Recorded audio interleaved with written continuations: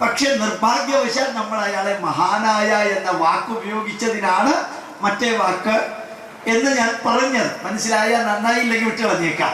അപ്പൊ ഓർമ്മിക്ക, അദ്ദേഹത്തിനൊരു കുതിരയുണ്ടായിരുന്നു, ഭയങ്കര പവർഫുൾ കുതിര. കുതിരയെ പോലും രാജ്യത്തിന്റെ പേരാ ചിലര് കൊടുത്തിരുന്നത്. അലക്സാണ്ട്രിയ എന്ന രാജ്യത്തിന്റെ പേര് ചിലര്, എല്ലാവരും അല്ല. ആ അലക്സാണ്ടർ കുതിരപ്പുറത്ത് കയറി വീടിന് ചുറ്റും ഇങ്ങനെ ഭയങ്കര സ്പീഡിൽ ഓടിക്കാം.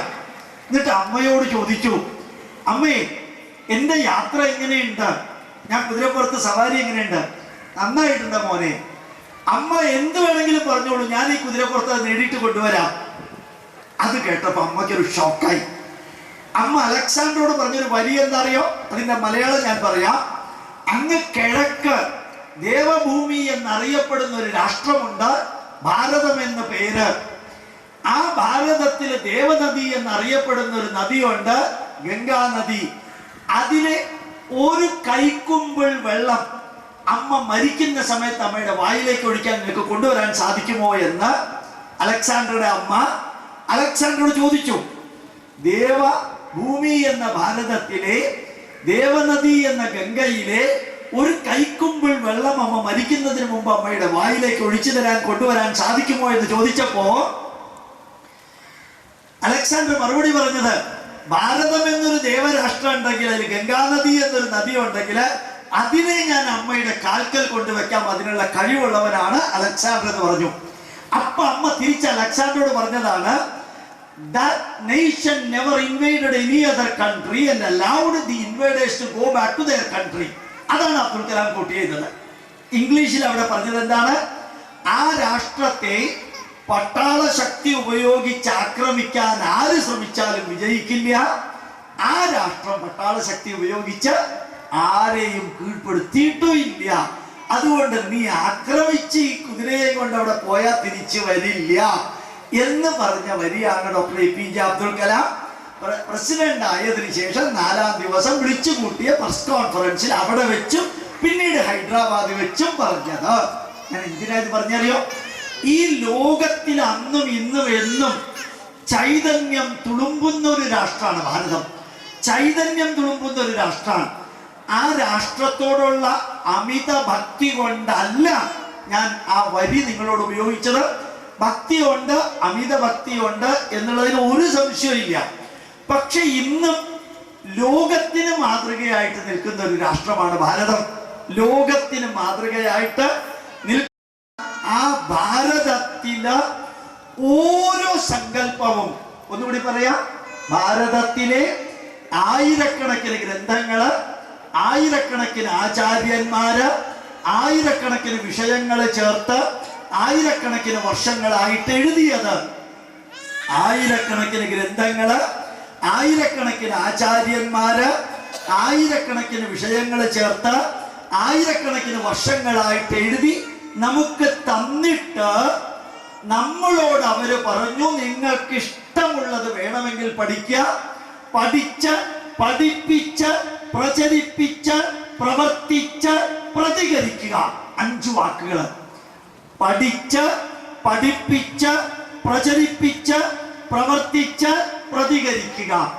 പഠിച്ചു പഠിപ്പിക്കേണ്ട ഉത്തരവാദിത്വം നമുക്കൊരു പോപ്പില്ല, മുകളില് ഒരു ബിഷപ്പില്ല, ഒരു പള്ളിയുടെ അമ്പലത്തിന്റെ അധികാരി നീ ഇത് ചെയ്യണമെന്ന് പറയാനില്ല. അമ്പലത്തില് ഏത് മുസ്ലിങ്ങൾക്കും ഏത് ക്രിസ്ത്യാനികൾക്കും 3 കയറ് പള്ളിയുമായിട്ട് ബന്ധപ്പെട്ടിട്ടുണ്ട്.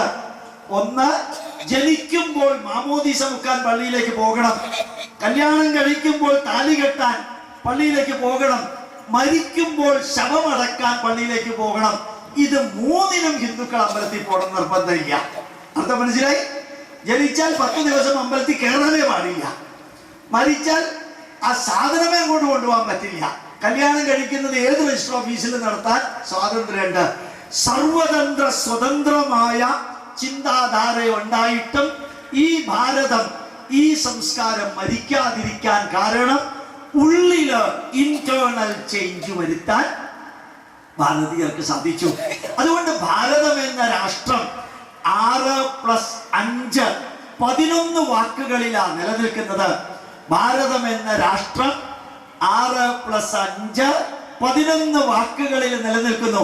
അതിലെ 6 വാക്കുകള് മനസ്സ്, ശരീരം, കുടുംബം, സംസ്കാരം, സമൂഹം, രാഷ്ട്രം. 6 വാക്കുകള്. Mind, body, family, culture, society, nation. 6 എണ്ണത്തിന് സ്ഥിരവും ശാശ്വതവുമായ നന്മ വരുത്താനാണ് ഭാരതത്തിലെ ആചാരങ്ങള്, വിചാരങ്ങള്, വിശ്വാസങ്ങള്, സങ്കല്പങ്ങള്, ഗ്രന്ഥങ്ങള്, കഥകള്, അനുഭവങ്ങള്, ഉപദേശങ്ങള്, ജീവിത സത്യങ്ങള്, പ്രാർത്ഥനകള് എല്ലാം അതാണ്. ശരിക്കും നോക്കുകയാണെങ്കിൽ അന്നവസ്ത്രാദി മുട്ടാതെ തന്നു രക്ഷിച്ചു ഞങ്ങളെ ധന്യരാക്കുന്ന നീ ഒന്നു തന്നെ ഞങ്ങൾക്ക് തമ്പുരാൻ. എന്ത് ഉജ്ജ്വലമാണ്! ആഴമേറും നിൻ മഹസ്സാം ആഴിയിൽ ഞങ്ങൾ ആകവേ ആഴണം വാഴണം നിത്യം, വാഴണം വാഴണം സുഖം. ഇത്രയും ധന്യമായിട്ടുള്ള ഒരു പ്രാർത്ഥന.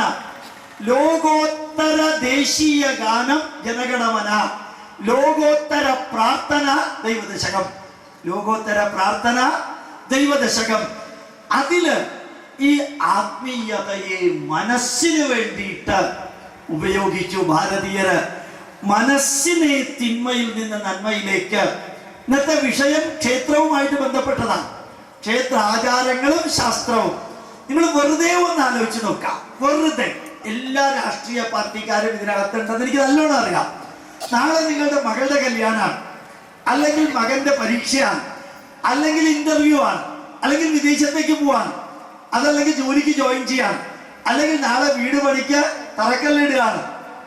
അതിശക്തമായിട്ടുള്ള മഴയും കാറ്റും അതുപോലെ എല്ലാ പ്രശ്നങ്ങളും ഉണ്ടാവാൻ സാധ്യതയുണ്ട്. നിങ്ങൾ എന്ത് ചെയ്യും? ഒറ്റ ഉത്തരം. ശരിക്ക് അല്ലയോ അമേരിക്കൻ പ്രസിഡന്റ് ട്രംപ് സാറേ എന്നെ രക്ഷിക്കണമെന്ന് പറയാൻ പറ്റുമോ? കേരള മുഖ്യമന്ത്രിയോട് പറയാൻ പറ്റുമോ? പറ്റില്ല. 93 വയസ്സായിട്ടുള്ള വ്യക്തിയോട് പറയാൻ പറ്റുമോ? ഇല്ല. 97 വയസ്സായിട്ടുള്ള അമ്മച്ചിയോട് പറയാൻ പറ്റുമോ? ഇല്ല.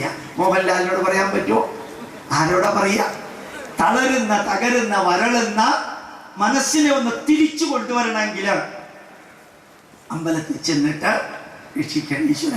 നാളെ ഒരു വലിയ പ്രതിസന്ധിയുള്ള ദിവസത്തില് മനസ്സ് തളരാതെ, തകരാതെ, വരളാതെ വളർന്നു ഉയർന്നു നിൽക്കാൻ അനുഗ്രഹിക്കണമേ.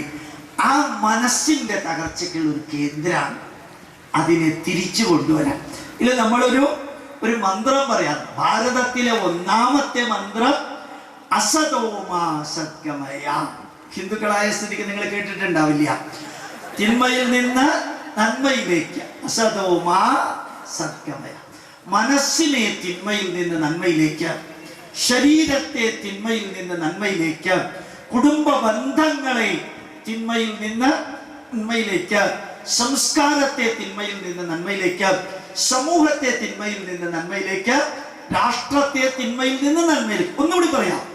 തളരുന്ന മനസ്സിനെ വളരുന്ന മനസ്സാക്കാൻ, തകരുന്ന ആരോഗ്യത്തെ വളരുന്ന ആരോഗ്യമാക്കി മാറ്റാൻ, ഛിദ്രമാകുന്ന കുടുംബ ബന്ധത്തെ ഭദ്രമാക്കാൻ, മൂല്യച്യുതി ഉണ്ടാകുന്ന മൂല്യാധിഷ്ഠിത ജീവിതത്തെ മൂല്യവർദ്ധനയുണ്ടാക്കാൻ, അഴയുന്ന തകരുന്ന സമൂഹ ബന്ധത്തെ വളരുന്ന സമൂഹ ബന്ധമാക്കാൻ, രാഷ്ട്രത്തില് ഏതെങ്കിലും വിധത്തിലുള്ള ഛിദ്രവാസനകൾ വരുമ്പോൾ രാഷ്ട്രത്തെ ഉദ്ഗ്രഥനത്തിലേക്ക് എത്തിക്കാനാണ് ഭാരതത്തിലെ ക്ഷേത്രം.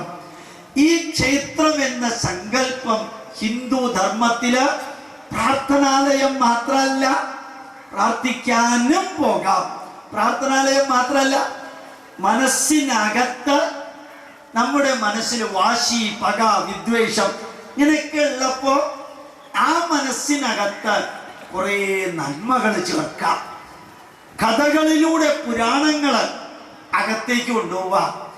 അനുഭവങ്ങളായിട്ടുള്ള മഹാഭാരതവും രാമായണവും കേൾപ്പിക്കാം. പ്രാർത്ഥനകളായിട്ടുള്ള വേദമന്ത്രങ്ങൾ സന്ദേശങ്ങളായിട്ട് കേൾക്കാം. ജീവിത സത്യങ്ങൾ ഉപനിഷത്തിലൂടെ കേൾക്കാം. അതിനുള്ള കേന്ദ്രമാണ് അമ്പലം.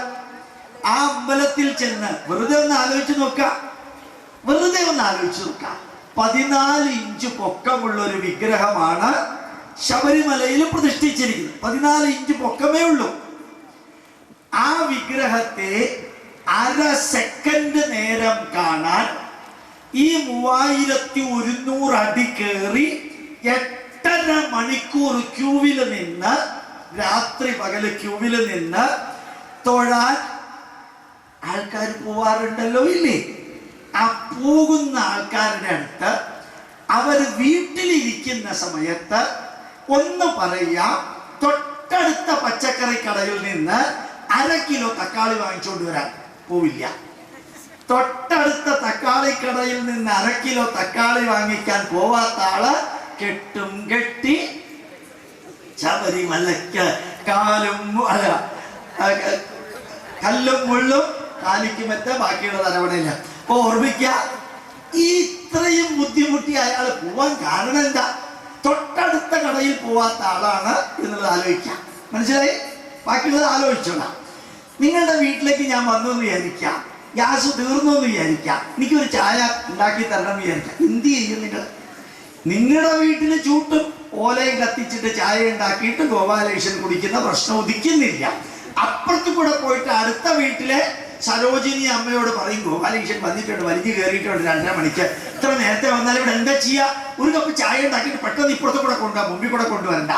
ഇവിടെ ഗ്യാസില്ലേ? ആ ഗ്യാസ് ഇല്ലാത്തപ്പോൾ ഒരാൾക്ക് ചായ ഉണ്ടാക്കാൻ ചിരട്ടയോ ചൂട്ടോ കത്തിക്കാത്തവര് 90 കലം വെച്ചിട്ട് ആറ്റുകാൽ ഭഗവതി ക്ഷേത്രത്തിൽ പൊങ്കാല ഇടുമ്പോ ആലോചിക്കുക, ഇത്രയും പേര് തീ കത്തിക്കുക അപ്പുറത്തും ഇപ്പുറത്തും. ഇതെങ്ങാനും ഒന്ന് കത്തിയാൽ കൃഷ്ണ രാമ ഗോവിന്ദ. 42 ലക്ഷം പേരാ പൊങ്കാല ഇട്ടിരിക്കുന്നത്. ആറ്റുകാൽ ഭഗവതി 18 കിലോമീറ്റർ അപ്പുറത്ത്, പൊങ്കാലയിട്ട അമ്മച്ചി കഴക്കൂട്ടത്തിനപ്പുറത്ത് 22 കിലോമീറ്റർ റോട്ടിലാ.